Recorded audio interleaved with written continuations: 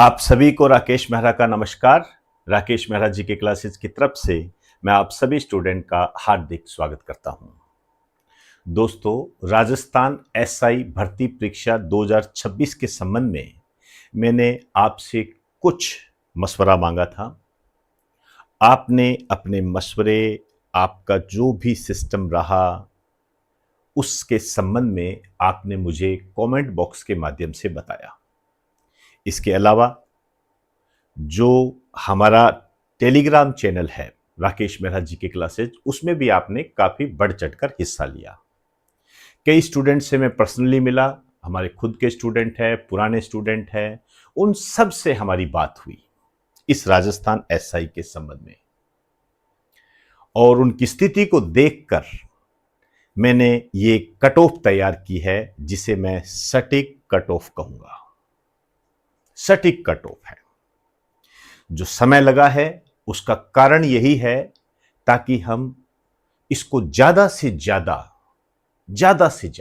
सटीकता के निकट ले सके। इसी कारण से समय लगा। हाँ, प्लस माइनस 2 का हेर फेर रहता है, वो एक अलग बात है, क्योंकि आप जानते हो ये अनुभव और अनुमान पर आधारित है। इतने सालों से, लगभग 20 साल हो गए इस शैक्षणिक कार्य में मुझे पढ़ाते हुए, तो एक अनुमान लगना स्वाभाविक हो जाता है।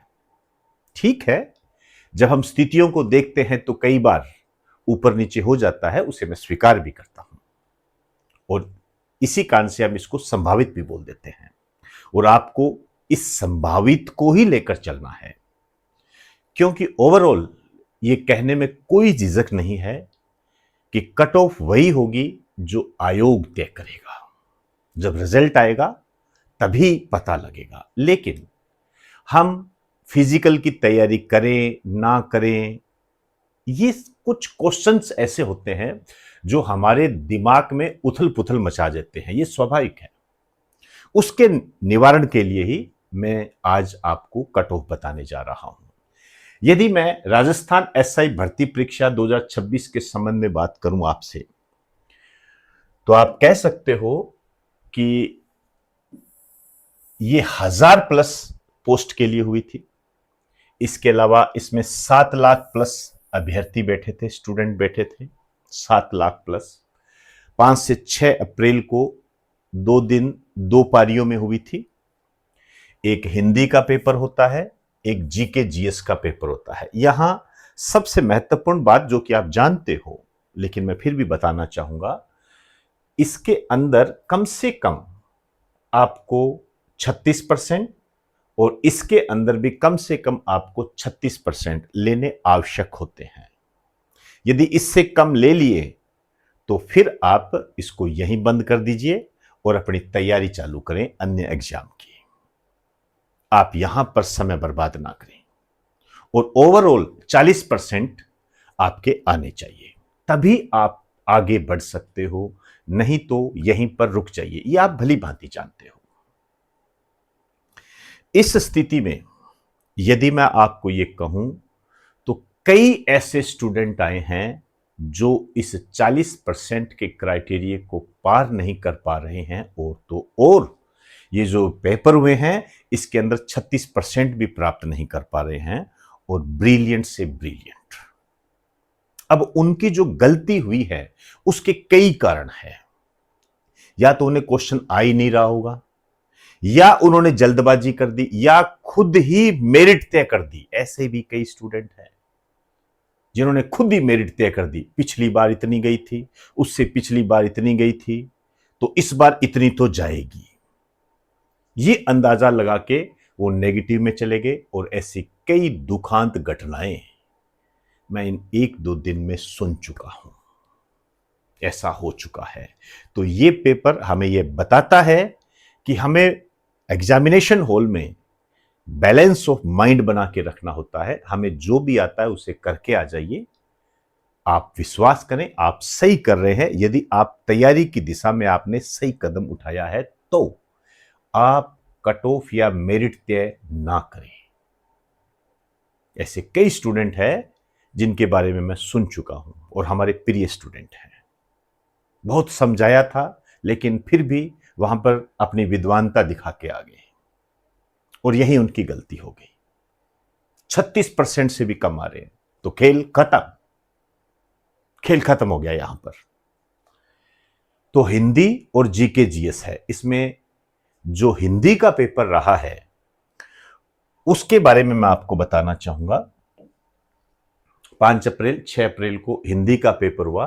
यह हिंदी का पेपर सेम था। सेम का मेरा मतलब यह है इसमें कोई ज्यादा उतार चढ़ाव देखने को नहीं मिला। आसान भी था, ऐसा कुछ भी नहीं है, लेकिन इतना आसान भी नहीं था कि ऐसे टिक किए जा रहे हैं, इतना आसान भी नहीं था। जैसे कई स्टूडेंट बता रहे हैं मैंने 90 क्वेश्चन सही कर दिए, 95 सही कर दिए। रुक जाइए एक बार, अभी तो क्वेश्चन भी गलत निकलेंगे, थोड़ा सा संयम रखा करो। ये हिंदी जो है इसके बारे में मैं आपको बताना चाहूंगा, यदि आपके 70 क्वेश्चन सही है, 70 क्वेश्चन, ध्यान रखना मैं क्वेश्चन कह रहा हूं, तो आप सेफ जोन में हो। 70 क्वेश्चन सही है तो सेफ जोन में है। कोई 72 भी कह रहा था, कोई 73 भी कह रहा था, कोई बात नहीं। ज्यादा से ज्यादा मैंने आपको कहा यहां ±2 का क्राइटेरिया आप लगा सकते हो, ज्यादा से ज्यादा, नहीं तो 70 पर स्थिर रह सकते हो, कोई दिक्कत नहीं है। जीके का जो पेपर था 5 अप्रैल को जो पेपर हुआ था और 6 अप्रैल को पेपर हुआ था, इसमें समानता थी, इसके लेवल में समानता थी। लेकिन यदि इन दोनों का मैं एनालाइज करूं तो थोड़ा बहुत आप कह सकते हो 4 या 5%। उस स्थिति में बात करूं तो ये जो था ये ज्यादा कठिन था और ये कम कठिन था। समझ रहे हो मेरी बात का अर्थ? कठिन तो दोनों ही थे, कठिन तो दोनों ही थे, लेकिन कठिनता में भी कम और ज्यादा का क्राइटेरिया है ये। अब यदि हम जीके जीएस की बात करें, इसमें आपके कितने आने चाहिए, किस तरीके से कितने क्वेश्चन सही होने चाहिए, यहां जो मेरा क्राइटेरिया है मैं आपको बता दूं।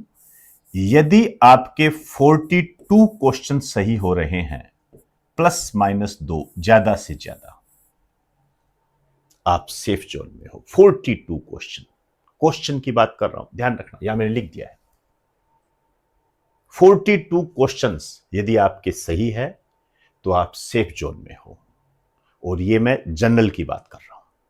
इससे नीचे की जो कैटेगरी है, चाहे वो ओबीसी है, एमबीसी है, चाहे एससी है, चाहे एसटी है, अपने हिसाब से धीरे धीरे आप कम कर सकते हो, लेकिन 36% की अनिवार्यता तो रहेगी, ये ध्यान रखना। समझे ना बात को? और इसमें भी इतना ही है, हालांकि ये कम कठिन था, ±2 इतना ही है। ये एक सटीक कट ऑफ है।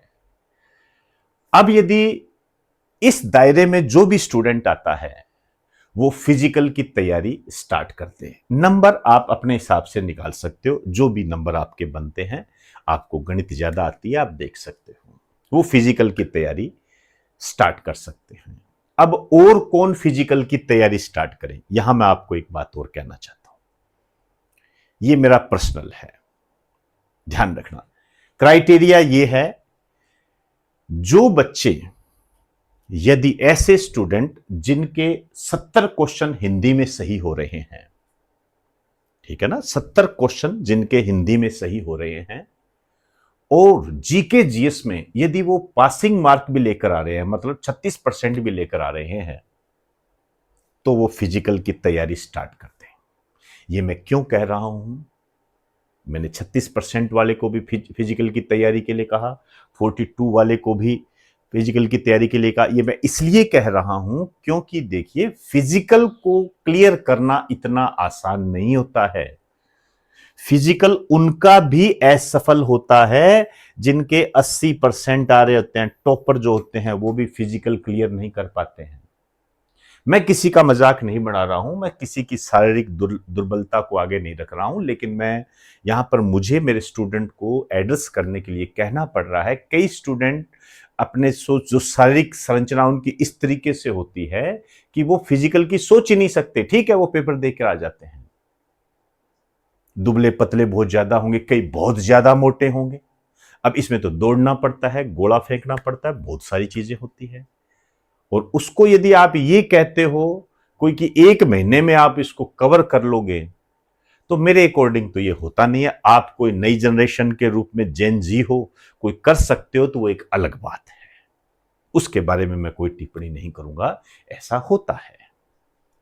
तो फिजिकल की तैयारी आप स्टार्ट कर दीजिए, जिसके जीके जीएस में पासिंग मार्क है और हिंदी में 70 क्वेश्चन सही हो रहे हैं, वो फिजिकल की तैयारी स्टार्ट कर दे अभी से, ज्यादा कोताही ना बरते इसके अंदर। क्लियर होगी बात सारी। और इसके अलावा आपके जो भी इंक्वायरी है आप मुझे बताइए, क्वेश्चन पर हम बात करेंगे। क्योंकि देखिए, ये जो जीके जीएस का पेपर आया है, ये कहीं न कहीं हमें यह बताता है कि हमारे तैयारी करने का तरीका जो है हमें बदलना पड़ेगा, हमें बदलना पड़ेगा, सही तरीके से इसमें चलना पड़ेगा। इसके लिए मैंने अलग से एक सीरीज चला रखी है, अब पेपर ऐसा बनेगा। आप चाहो तो अपनी रिक्वायरमेंट के आधार पर उसे देख सकते हो। तो आपकी जो भी इंक्वायरी हो आप मुझे कमेंट बॉक्स में बताएं। यदि आप कोई जायज जानकारी मांग रहे हैं तो हमारी टीम आपको जरूर उत्तर देगी। आपका नाम चैनल पर जरूर लाया जाएगा आपको एड्रेस करते हुए, लेकिन आपके शब्दों में एक थानेदार बनने की प्रक्रिया झलकनी चाहिए, एक हौसला झलकना चाहिए, एक ईंधन झलकना चाहिए। तो इंतजार कर रहा हूं आपके कमेंट का। आलोचना, समालोचना, खुशखबरी सब स्वागत योग्य है। नमस्कार आप सभी को।